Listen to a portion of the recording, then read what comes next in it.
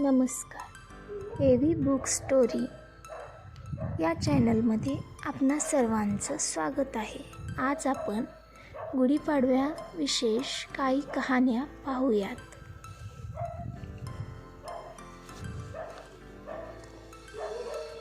भारतीय संस्कृतीत चैत्र शुद्ध प्रतिपदा हा दिवस महापर्व म्हणून साजरा करण्याची परंपरा आहे.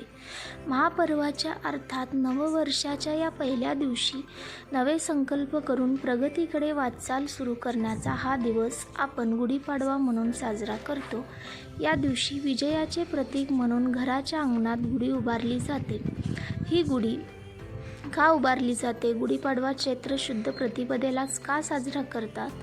गुढी उभारण्यापूर्वी ब्रह्मदेवाची पूजा का केली जाते व गुढी उभारून झाल्यावर विष्णू देवाची पूजा का करतात?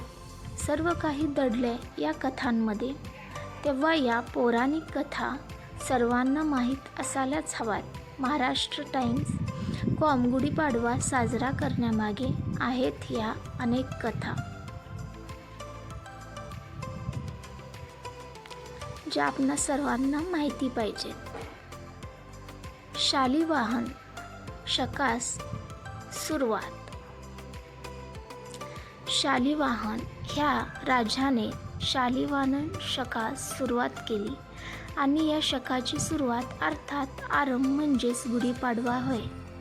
शक सुरू करणारा पहिला महाराष्ट्रीयन राजा म्हणून आजही शालिवाहन राजाचे महत्त्व आहे.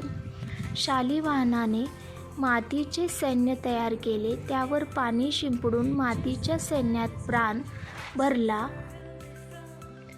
मग या सैन्याच्या मदतीने त्याने प्रभावी शत्रूंचा पराभव केला अशी आख्यायिका आहे. या विजयप्रीत्यर्थ शालिवाहन शके सुरू होऊन नवीन वर्षाची सुरुवात होते. या दिवशी पंचांग वाचन करून आणि देवी सरस्वतीचे पूजन करून हिंदू नववर्षाचे स्वागत करण्याची प्रथा आहे. हे एक कारण महाभारतामध्ये सापडते.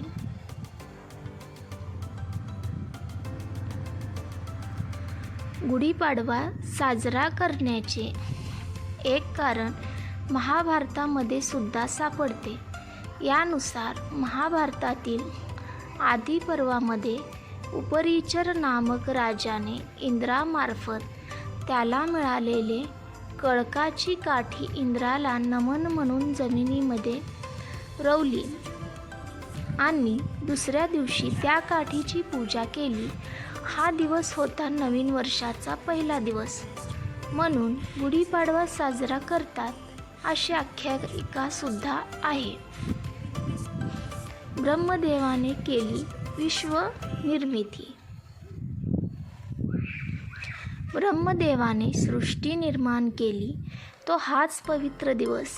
ब्रह्मदेवाने विश्वनिर्मिती केली ती पाडव्याच्या दिवशीच आणि पुढे सत्ययुगाची सुरुवात झाली आणि म्हणूनच नूतन वर्षारंभ म्हणून चैत्र शुक्ल प्रतिपदा म्हणजेच गुढीपाडवा साजरा केला जातो असे म्हणतात. या दिवशी विश्वातील तेजतत्व आणि प्रजापती लहरी या मोठ्या प्रमाणात उत्सर्जित होतात आणि गुढीच्या माध्यमाने आपण त्या अधिकाधिक संचित करायचा प्रयत्न करतो. मत्स्यरूपी विष्णूचा जन्म. भगवान विष्णूने मत्स्य रूप धारण करून शंकासुराचा वध केला. त्या मत्स्यरूपी विष्णूचा जन्म चैत्र शुद्ध प्रतिपदेचाच शंकासूर नावाचा सागरापासून उत्पन्न झालेला आणि सदैव सागरातच वास्तव्य करणारा बलाढ्य राक्षस होता. या राक्षसाने जबरदस्तीने वेद धारण केले व तो सागराच्या तळाशी दडी मारून बसला. मग देवदेवता ऋषीमुनींनी क्षीरसागरामध्ये योग निद्रेत असलेल्या भगवान विष्णूंना जागृत केले आणि शंकासुरास धडा शिकवण्याकरिता सांगितले. भगवान विष्णूने मत्स्य रूप धारण करून शंकासुरास ठाव ठिकाणा शोधून काढला. व त्याचा शिरच्छेद करणार इतक्यात शंकासूर म्हणाला की भगवान आपल्या हातून मज मरण यावे याकरिताच मी वेद पळवले. आपण माझा वध अवश्य करावा, परंतु माझी एक इच्छा आहे. इच्छा अशी की माझे कलेवर तुम्ही नेहमी आपल्या डाव्या हातात धारण करावे. तसेच माझ्या कलेवराच्या स्पर्शाच्या जलाने आपणास स्नान केल्याखेरीज आपली पूजा पूर्ण होणार नाही, असा मला वर द्यावा. भगवान विष्णूने तथास्तु म्हणले आणि शंकासुराचा वध केला. त्या दिवसापासून विष्णूने हातात शंख धारण केले. गुढी विजय ध्वजाचे प्रतीक. गुढी म्हणजे फक्त ब्रह्मध्वजच नाही, तर तो विजयध्वज देखील आहे. जेव्हा श्रीराम लंकेवर विजय मिळवून अयोध्याला परतले, तेव्हा प्रजेने त्यांचे स्वागत ध्वज उभारून मोठ्या आनंदाने केले. चैत्र शुद्ध प्रतिपदेच्याच दिवशी प्रभू रामाचा 14 वर्षाचा वनवास संपला होता. म्हणून हा आनंदोत्सवाचा दिवस साजरा करतात असे सांगितले जाते. तसेच असेही सांगितले जाते की चैत्र शुद्ध प्रतिपदेला प्रभू रामाने वालीचा वध करून त्याच्या छळातून प्रजेला मुक्त केले. तो हा विजयोत्सवाचा दिवस.